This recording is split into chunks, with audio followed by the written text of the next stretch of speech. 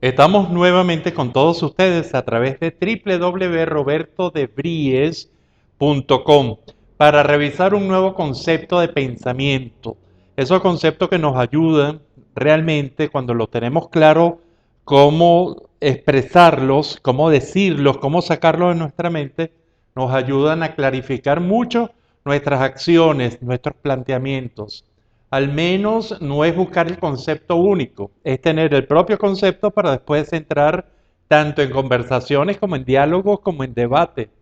Y realmente el concepto de hoy se presta a todo esto. Es el concepto número 116 de nuestra lista y es nada más y nada menos que la ciudadanía.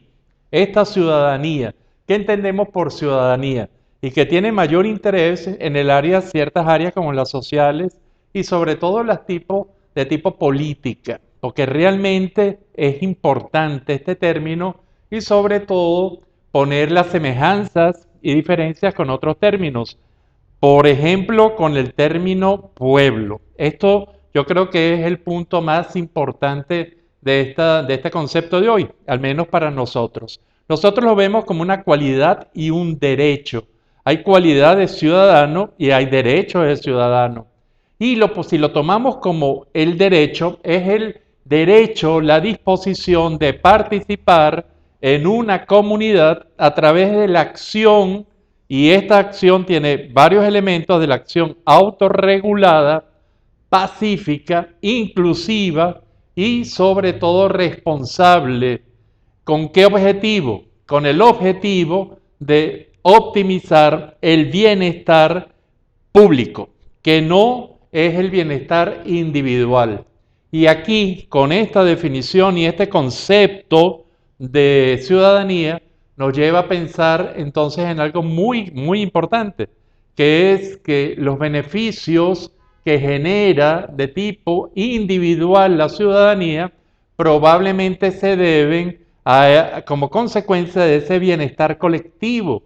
Y entonces es el bienestar individual como consecuencia de ese bienestar colectivo que produce la ciudadanía y no está el beneficio competitivo o el beneficio individualista, aunque muchos quieren ver la palabra ciudadanía en este choque de conceptos, de ideas y de interpretaciones. Aquí entonces es muy importante que ciudadano es el individuo que coexiste en una sociedad y que por lo tanto nos va a llevar a otro concepto que revisamos en su época y que fue muy interesante y es muy interesante, que es el de conviviente. ¿Qué significa el ser conviviente? ¿Qué significa compartir espacio y tiempo con otros sujetos que a lo mejor no son muy parecidos a uno en muchos aspectos, pero que se tiene el mismo tiempo y en el mismo espacio? Y esto nos lleva a la idea de que el ciudadano, y esta es una de las 4 características que nosotros vemos entre ese individuo bien particular, egoísta, egocéntrico, narciso, y ese ser colectivista en donde no hay diferencias con el otro reales y todo el mundo es igual.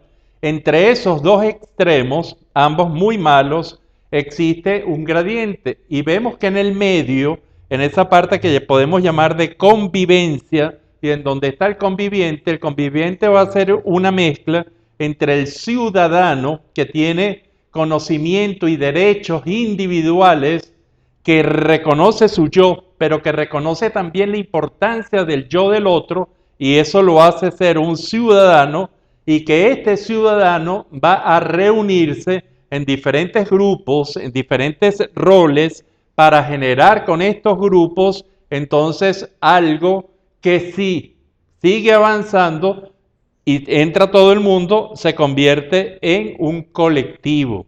Pero esto va a generar en el punto medio de ese individuo conviviente, que es el ciudadano, que realmente se puede agrupar en, en sectores con intereses y roles muy específicos que les da poder, porque el ciudadano va a ser el que le pone fuerza a ese grupo y el grupo lo va a devolver poder, y eso lo podemos ver en una gran cantidad de instituciones Esto entonces es para nosotros ciudadanía. Ciudadanía va a ser este ciudadano que le importa su yo, le importa el yo del otro, pero que también se puede agrupar con intereses comunes para hacer grupo. El grupo le empodera y él le genera la fuerza. Y es un equilibrio, a nuestro juicio, muy interesante. Esto va a ser, y para mucha gente, polémica con la palabra pueblo y con el concepto de pueblo. El concepto de pueblo para nosotros es mucho más general. El ser pueblo significa pertenecer a una sociedad específica. El ser pueblo es casi como ser habitante, y entonces hay un sentido, y este lo hacemos con mucho respeto.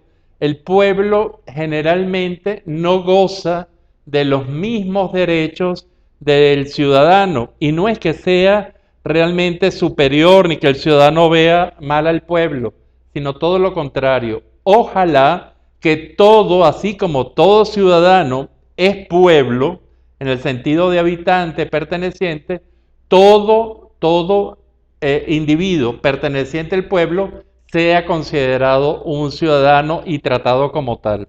Eso realmente yo creo que es lo importante de todo esto. Esta diferenciación que la usan mucho los políticos, y usted va a ver cuando un político se refiere al pueblo y cuando habla de ciudadanía. Y entonces es muy interesante porque a lo mejor aquí está funcionando más la parte inclusive del inconsciente de que está hablando más que del consciente. Y entonces vemos, por ejemplo, que hay todo un poder ciudadano, hay poder de ciudadanía, y sin embargo se refieren a pueblo.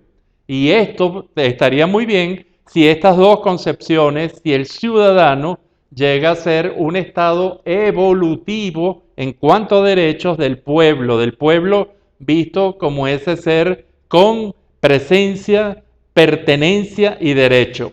Por último, vale recordar que para la ciudadanía entonces son importantes varias condiciones.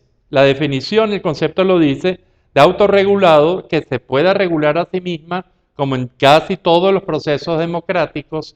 También que sea responsable, de consciente, y que asuma las consecuencias de lo que hace y deja de hacer, que también sea, por supuesto, inclusivo, y que sea, por último, llenos de armonía, de paz, en donde no existan los grandes conflictos, las guerras. Esto creemos que es lo importante de este concepto de ciudadanía.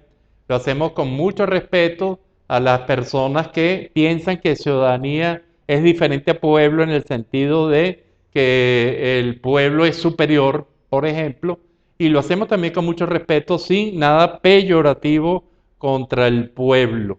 Pero sí, ser ciudadano significa tener un rostro, tener un nombre más que un número, y ser un número, y significa sobre todo tener derechos y deberes. Aquí es donde creo que está lo importante de este concepto, el número 116 de los conceptos de pensamiento, los cuales usted puede estar de acuerdo o no de acuerdo. Si usted no está de acuerdo, por ejemplo, envíenos su comunicación a través de Twitter, @Dr. de Bries, todo en letras, Dr. de Bries, o puede hacerlo a través de roberto.bries@gmail.com.